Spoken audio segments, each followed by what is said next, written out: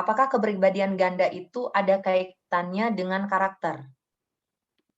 Ya, kepribadian ganda. Nah, sebenarnya kalau secara temperamen dasar, jadi kepribadian itu disusun juga oleh temperamen dasar. Kalau menggunakan pengertian di Kamus Besar Bahasa Indonesia, kepribadian adalah respon seseorang perilaku yang dipengaruhi oleh nilai-nilai yang dianut lingkungan, temperamen, personality, gitu. Jadi kepribadian disusun oleh hal itu, gitu ya. Nah, kalau kepribadian dalam arti dipersempit seperti karakter tadi, foto karakter yang sering juga kadang disebut kepribadian dasar, gitu ya. Itu memang orang itu nggak ada yang tunggal. Berarti sanguin 100% itu nggak ada.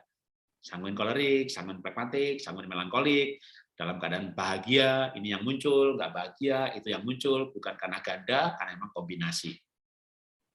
Tapi dalam pengertian kepribadian ganda seperti misalnya dia namanya Amir gitu ya, orangnya baik banget.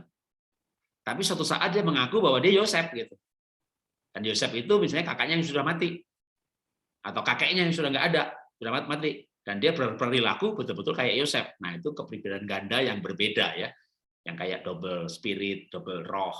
Kalau secara karismatik kadang dilayani pelepasan, diusir roh yang satunya lagi. Secara psikologis yaitu dianggap sebagai sebuah sakit ya secara jiwa yang butuh penanganan. Jadi kalau kepribadian dalam arti yang tadi double sanguin pragmatik gitu ya, waktu dia bahagia yang munculnya ini, itu sebenarnya bukan kepribadian ganda dalam pengertian yang tadi gitu ya. Dalam arti memang manusia itu punya dua sisi, bahkan bisa double temperamen dasar. Nah, kalau yang masalah double temperamen dasar, maka itu sebenarnya gampang ya. Orang memahami siapa dirinya, mengucap syukur dengan siapa dirinya, lalu membangun gambar dirinya. Karena perilaku itu terbentuk oleh bagaimana seseorang memahami dirinya. Nah, kepribadian ganda sendiri kan ada tadi pendekatan roh dianggap double spirit, ya, pendekatan jiwa dianggap sakit jiwa, tapi sebenarnya yang mana nih yang sebenarnya terjadi? Ya, kalau saya menganggap harusnya tetap bisa sembuh, karena kebanyakan terjadi karena orang pada masa-masa remaja, pemudanya gagal menyusun gambar dirinya, maka harus diulang lagi. Orang dibawa kepada siapa dirinya, gambar dirinya. Nah, gambar diri itu bisa dibantu tadi dengan berbagai alat assessment tadi, sehingga akhirnya terdefinisi. Oh, saya ISTJ, saya tuh ENFP, oh saya tuh ini, gitu ya. Makin diakui, makin dipahami, makin disyukuri, makin mengkristal, sehingga nggak double.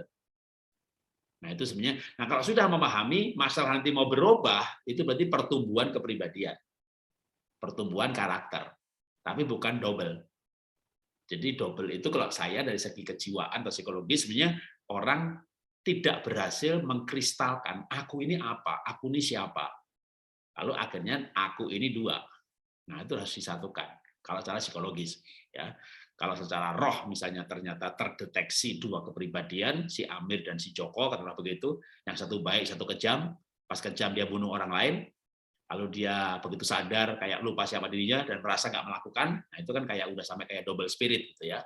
Nah itu tentu penanganannya berbeda, kan ada kasus yang seperti itu, di mana orang pas baik baik banget, lalu pas jahat dia berbuat jahat, lalu dia balik lagi ke pribadi baiknya, seolah dia nama yang berbeda dan dia tidak menyadari bahwa ya dia kemarin melakukan waktu dia menjadi pribadi yang jahat itu. Nah itu sepertinya ya harus setuju masuk di areal yang sudah berhubungan dengan roh ya.